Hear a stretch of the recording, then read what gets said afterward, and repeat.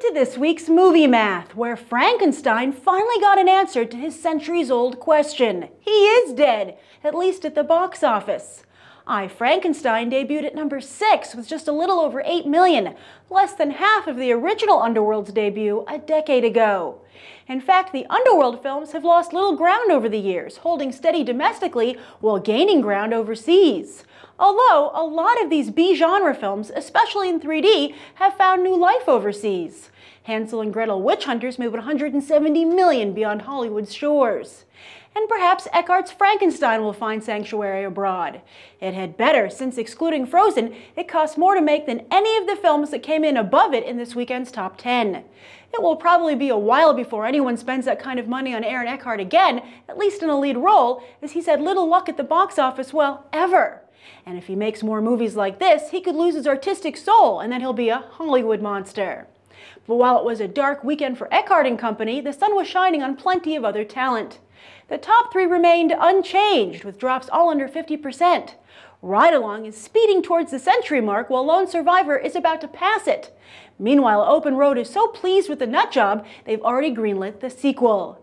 Then, remarkably, Frozen, in its 10th weekend, flaunted the smallest drop in the top 10 and climbed back up to number 4. But we could see some real Disney magic next weekend as the sing-along version hits theaters, with the potential to reclaim a higher spot, perhaps even number 1. Luckily, Jack Ryan didn't have the biggest drop in the top 10. That black mark went to Devil's Due, but it was the second biggest. Interestingly, its foreign haul is already greater than its domestic, with the biggest piece of the pie going to China. Surely Hollywood could just kiss them and expect this relationship to only get hotter. As for the Oscar contenders, American Hustle, August Osage County, and The Wolf of Wall Street are the only ones who've managed to stay in the top 10. Hustle and Wolf have been competing for the same audience since they both hit theaters, although Hustle is starting to finally pull ahead as it racks up win after win. 12 Years a Slave enjoyed a 30% jump this weekend in its 15th weekend of release, yet only has a third of the box office of its chief competitor, American Hustle.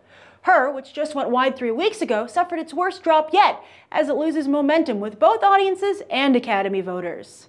As for the rest of the Oscar contenders, the lack of new films being released has allowed them to all pick up additional theaters, Dallas Buyers Club playing the widest it has to date, yet we're not seeing much in the way of box office gains. With these kinds of numbers, one has to wonder if any box office bounty awaits the actual winner, which will be decided in a little over a month.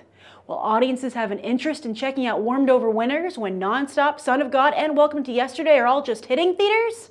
The Wind Rises might be the smartest of the bunch. Set to go wide the weekend it will most likely win Best Animated Feature. As for this coming weekend, Kevin Hart, Mark Wahlberg, and Sing-Along Frozen don't have anything to fear from Labor Day or that awkward moment. And that's the weekend box office. I'm Grace Randolph, and we just did some movie math. As always, thanks for watching, and I hope we'll go beyond the trailer for these other top movies.